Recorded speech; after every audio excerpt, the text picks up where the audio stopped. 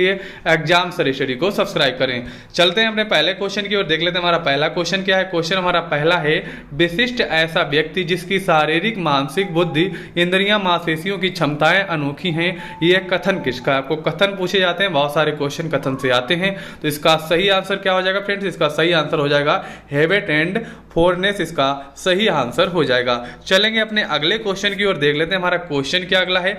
अगला क्वेश्चन हमारा है, परामर्श का उद्देश्य आत्म परिचय या आत्मबोध है, ये कथन किसका है? तो ये कथन किसका है भैया? ये कथन है रूथ स्टेंग का। ये कथन है किसका है? रूथ स्टेंग का ये कथन है। कथन आपको बहुत अच्छे से याद करने पड़ेंगे क्योंकि परीक्षा में ऐसे क्वेश्चन आते रहते हैं। चलेंगे अपने अगले क्वेश्चन की ओर। क्वेश्चन हमारा है, प्रतिभाशाली बच्चे की बुद्धि लब्धि होती है। बात करेंगे अगर प्रतिभाशाली बच्चे की तो कितनी होती है? 140 से अधिक होती है। कितनी? 140 से अधिक। अगर बात करेंगे नॉर्मल बालक की, यानी कि जो अनुपातिक बालक होता है, उसकी कितनी होती है? उसकी होती है कहीं कहीं पर आपको 90 से 100 मिलेगा और कहीं कहीं पर 90 से 110 के बीच मिलेगा। चलते हैं अपने अगले क्वेश्चन पर। अगला क्वेश्चन क्या देख लेते हैं। क्वेश्चन हमारा अगला है, स्वास्थ्य निर्देशन संबंधित है। स्वास्थ्य निर्देशन किससे संबंधित है? ऑप्शन आपके हैं स्वास्थ्य सुरक्षा, ज्ञानार्जन, सामाजिक संबंधों, विभिन्न व्यवसायों। तो इसका सही आंसर हो जाएगा जो स्वास्थ्य निर्देशन है, स्वास्थ्य सुरक्षा के लिए है। क्यों? कि किस लिए? स्वास्थ्य सुरक्षा के लिए है। तुम्हारा सही आंसर आ हो जाएगा। चलेंगे अपने अगले क्वेश्चन की ओर। क्वेश्चन हमारा है भैया, पुस्तक A survey of the education gifted children के लेखक कौन है? तो लेखक कौन है भैया? इसके लेखक आपके हैं यानी कि क्या हो जाएगा? हैविंग हर्स्ट हो गए। क्या हो गया? हैविंग हर्स्ट इसके लेखक हैं। चलते हैं अपने अगले क्वेश्चन की ओर, देख लेते हैं हमारा क्वेश्चन क्या है। क्वेश्चन हमारा है, मनोवैज्ञानिक किक ने सामान्य एवं प्रतिभाशाली बच्चों की पहचान का आधार क्या बताया है? क्या बताया? इसका सही आंसर क्या हो जाएगा? आंसर हमारा इसका हो जाएगा बच्चों द्वारा किए गए कार्यों की गति बताएगी। यानी कि मनोवैज्ञानिक किक ने सामान्य एवं प्रतिभाशाली बच्चों की पहचान कैसे करेंगे? जैसे कि दो बच्चे हैं, आप कैसे पहचानेंगे कि ये प्रतिभाशाली या सामान्य है? हम कैसे पहचानेंगे? बच्चों द्वारा किए गए कार्यों की गति द्वारा। यानी कि हमने बच्चों को सामान्य कार्य दे दिया, दोनों बच्चों को जो आप जल्दी और अच्छा कार्य करके पहले दिखा देगा तो वही हमारा क्या होगा? प्रतिभाशाली बालक होगा। तो हमारा सही आंसर दा हो जाएगा। चलेंगे अपने अगले क्वेश्चन की ओर। क्वेश्चन देख लेते हैं हमारा क्या है। क्वेश्चन हमारा है, समस्यात्मक बच्चों की पहचान की जाती है। बात करेंगे समस्यात्मक जो बच्चे हैं उनकी पहचान कैसे करेंगे हम? पहला ऑप्शन दिया है निरीक्षण विधि करके। हाँ बिल्कुल सही है, हम उनका निरीक्षण करके भी क्या कर सकते हैं? पहचान कर सकते हैं। दूसरा है साक्षात्कार, यानी कि उसका क्या इंटरव्यू लेकर भी, ठीक है। और तीसरा दिया है मनोवैज्ञानिक परीक्षण द्वारा, यानी कि उसका मनोवैज्ञानिक परीक्षण करके। और लास्ट वाला दिया है उपरोक्त सभी। तो हम जाएंगे उपरोक्त सभी के साथ क्योंकि हमारे सारे के सारे ऑप्शन सही दिए हुए हैं। चलेंगे अपने अगले क्वेश्चन की ओर। क्वेश्चन हमारा है, सामूहिक परीक्षण होता है। बात करेंगे सामूहिक परीक्षण की तो कैसा होता है? शाब्दिक भी होता है और अशाब्दिक भी होता है। तो हमारा सही आंसर क्या हो जाएगा? दोनों हो जाएंगे। हम चलेंगे सा के साथ। चलते हैं अपने अगले क्वेश्चन की ओर। क्वेश्चन हमारा है, ब्रेल लिपि उपयोगी है। बात करेंगे ब्रेल लिपि की, ये किसके लिए उपयोगी है भैया? ये है हमारी दृष्टिबाधितों के लिए, यानी कि जो बच्चे देख नहीं पाते हैं उनके लिए कौन सी लिपि उपयोगी है? ब्रेल लिपि। ब्रेल लिपि कैसी होती है? इसमें क्या होता है? 6 उभरे हुए क्या अंग वे होते हैं, चित्र होते हैं, जिससे सारे जो बच्चे होते हैं दृष्टिबाधित वो लोग कैसे स्पर्श करके जानते हैं, यानी कि स्पर्श करके उभरे हुए यंत्रों द्वारा वो पढ़ाई करते हैं। उसे हम क्या कहते हैं? उसे हम ब्रेल लिपि कहते हैं। तो हमारा सही आंसर आ हो जाएगा। चलेंगे अपने अगले क्वेश्चन की ओर, देख लेते हैं क्वेश्चन हमारा क्या है। क्वेश्चन हमारा भैया, पिछड़े बालक की पहचान हेतु परीक्षण क्या है? यानी कि पिछड़े बालक हैं उनकी पहचान हेतु कौन सा परीक्षण करेंगे हम? इसका आंसर देख लेते हैं। सामान्य बुद्धि परीक्षण आपका एक हो गया, दूसरा हो गया मानवीय कृति उपलब्धि परीक्षण और तीसरा हो गया नैदानिक परीक्षण। तो हमारा सही आंसर सारे सही हैं, तो हमारा उपयुक्त सभी इसका सही आंसर हो जाएगा। चलते हैं अपने अगले क्वेश्चन की ओर। क्वेश्चन हमारा है भैया, वंचित होना निम्न स्तरीय जीवन दशा या अगलाव को पोषित करता है जो कि कुछ व्यक्तियों को उनके समाज की सांस्कृतिक उपलब्धियों में भाग लेने से रोक देता है। ये कथन किसका है? कथन ध्यान रखना आपको, कहीं की कथन तो याद करने पड़ेंगे। तो इसका सही आंसर हो जाएगा बालमैन का है। किसका है ये कथन भैया? बालमैन का है। चलेंगे अपने अगले क्वेश्चन की ओर। क्वेश्चन हमारा है, BN दास के अनुसार वंचित बालकों का लक्षण नहीं है।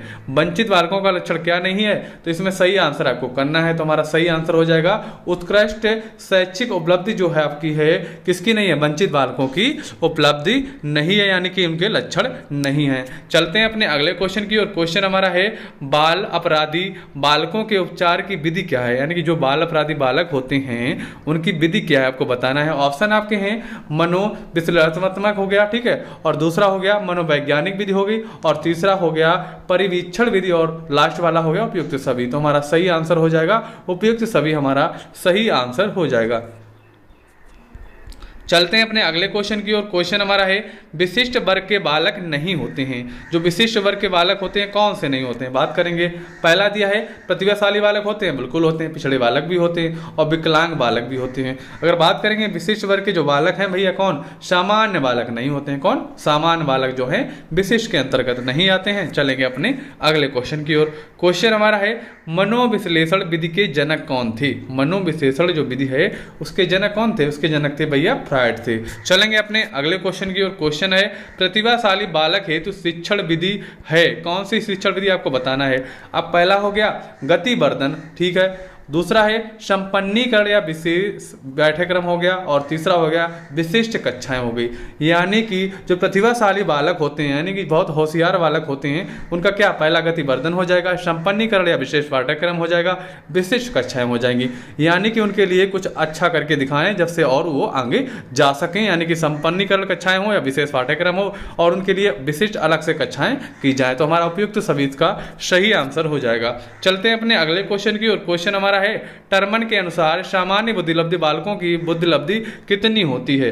अगर बात करेंगे सामान्य की तो आपको हम पहले बता चुके हैं कितनी होती है, 90 से 110। पहले मैं ऊपर पहले ही क्वेश्चन में बताया था, तो इसका सही आंसर हो जाएगा 90 से 110, इसका सही आंसर हो जाएगा। बात करेंगे सीएटी परीक्षण की तो किसके लिए होता है। आप जो पढ़ाई कर रहे हैं बीटीसी की किस लिए कर रहे हैं, क्योंकि बच्चों को पढ़ाने के लिए। तो किसके लिए होती है भैया, विधि होती है बच्चों के लिए, क्योंकि बच्चों को पढ़ानी है। इसमें दिया विकल्प दिया है बालिकाओं के लिए, बालिकाओं को सिर्फ नहीं पढ़ाना, उसमें बालक भी होंगे, यानी कि बच्चों के अंतर्गत बालक भी होंगे बालिकाओं होंगे, यानी कि दोनों को पढ़ाना। तो हमारा सही आंसर हो जाएगा आ वाला सही आंसर हो जाएगा। चलेंगे अपने अगले क्वेश्चन की ओर। क्वेश्चन हमारा है मनोविज्ञान शाला जो उत्तर प्रदेश में स्थित है कहाँ पर स्थित है। बात करेंगे कहाँ पर स्थित है, ये हमारा है इलाहाबाद में स्थित है। ये क्वेश्चन बहुत ज़्यादा आता है, हमारा 2017 में आया था, उसके अलावा 2018 में भी आया था, आगे देख लेते हैं। चलते हैं अपने अगले क्वेश्चन की ओर। क्वेश्चन हमारा है भैया व्यक्ति को बुद्धिमत्तापूर्ण चयन एवं सामंजस्य के दी जाने वाली सहायता निर्देशन है, ये कथन किसका है। तो ये कथन किसका है भैया, ये कथन है आर्थर जे जोन्स का। किसका है, आर्थर जे जोन्स का ये कथन है। चलते हैं अपने अगले क्वेश्चन की ओर। क्वेश्चन हमारा क्या देख लेते हैं। क्वेश्चन है निर्देशन का प्रकार नहीं है।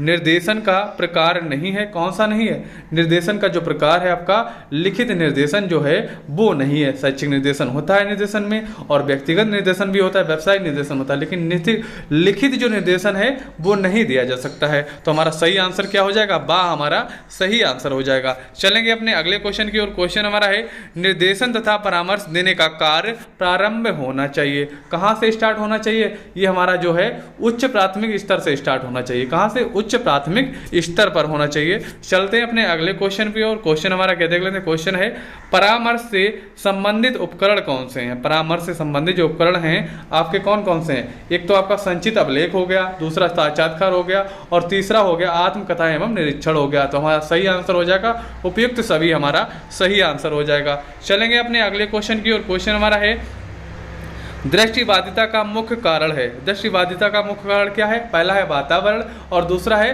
वंशानुक्रम। तो इसका सही आंसर हो जाएगा दोनों, इसका सही आंसर हो जाएगा। चलेंगे अपने हमारा अगला क्वेश्चन है अच्छी निर्देशन सेवा होती है, कैसे होती है, बाल केंद्रित होती है। कैसे होती है इसको जान लेते हैं। बाल केंद्रित का मतलब होता है बालक की रुचियों के हिसाब से पढ़ाया जाए जिससे वो अभिप्रेरित हो, यानी कि उसके पूर्व ज्ञान के अनुसार पढ़ाया जाए। पूर्व ज्ञान से ये पता चल जाएगा कि बालक को क्या आता क्या नहीं आता और किस तरीके से सीख सकता है। ये हमारी बाल केंद्रित हो गई। अगर बात करेंगे शिक्षक केंद्रित की, शिक्षक केंद्रित क्या होता है, यानी कि तानाशाही शिक्षा मान लीजिए, शिक्षक जैसा चाहेगा वैसे ही पढ़ाएगा, चाहे बालक को समझ में आए या ना आए। तो सबसे ज्यादा उपयोगी जो होती है क्या होती है, बाल केंद्रित होती है। चलेंगे अपने अगले क्वेश्चन की ओर। क्वेश्चन हमारा है टर्मन के अनुसार सामान्य बुद्धि बालकों की बुद्धिलब्धि कितनी होती है।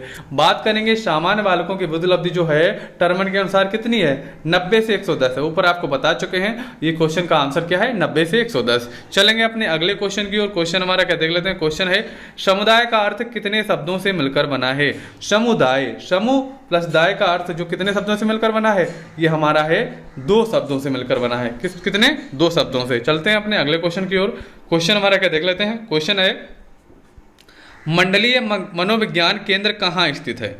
मंडलीय जो मनोविज्ञान केंद्र कहाँ कहाँ स्थित है भैया, मंडल पर स्थित होंगे। जैसे कि एक आपका आगरा मंडल हो गया, कानपुर मंडल हो गया, लखनऊ मंडल हो गया, तीनों जगह स्थित है। तुम्हारा उपयुक्त सभी इसका सही आंसर हो जाएगा। चलेंगे अपने अगले क्वेश्चन के साथ। क्वेश्चन है विकलांग शिक्षा के मुख्य आधार क्या हैं।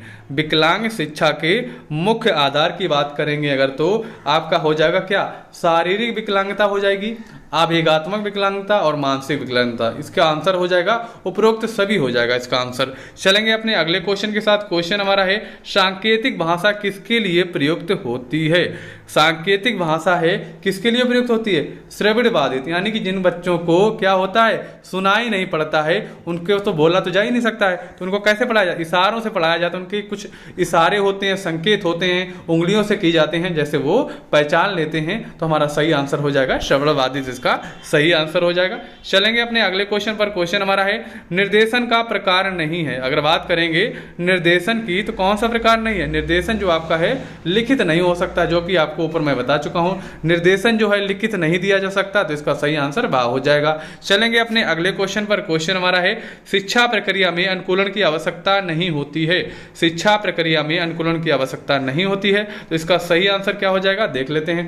पहला दिया है श्रवण बाधितों के लिए, अस्थिबाधितों के लिए, और तीसरा है प्रतिभाशाली के लिए, और चौथा है दृष्टिबाधितों के लिए। तो इसका सही हो जाएगा क्या, सा वाला हो जाएगा। प्रतिभाशाली बालकों के लिए क्या आवश्यकता नहीं होती है, अनुकूलन की आवश्यकता नहीं होती है। चलेंगे अपने अगले क्वेश्चन पर। क्वेश्चन हमारा क्या देख लेते हैं। क्वेश्चन है विकृत बालकों को बनाना चाहिए। विकृत बालकों को क्या, आत्मनिर्भर बनाना चाहिए, यानी क्या बनाना है, आत्मनिर्भर बनाना है, जिससे वो अपनी पढ़ाई लिखाई के बाद अपना पालन पोषण स्वयं कर। मतलब हो गया श्रवण बाधित, दृष्टिबाधित, यानी कि ऐसे बालक जिनकी फिजिकल प्रॉब्लम हो, शारीरिक प्रॉब्लम हो, उनको आत्मनिर्भर बनाना है। यानी कि पारिवारिक जो है, पारिवारिक लोग, वो कभी निर्भर नहीं हो सकता, ना ही सरकार पर निर्भर हो सकता है। जैसे कि विकल्प में दिया है परिवार हमेशा साथ नहीं देगा, ना सरकार, लेकिन अगर उसको शिक्षा अच्छी दे दी जाए तो वो खुद आत्मनिर्भर बन सकता है। चलते अपने अगले क्वेश्चन की ओर देख लेते हैं। क्वेश्चन हमारा क्या है।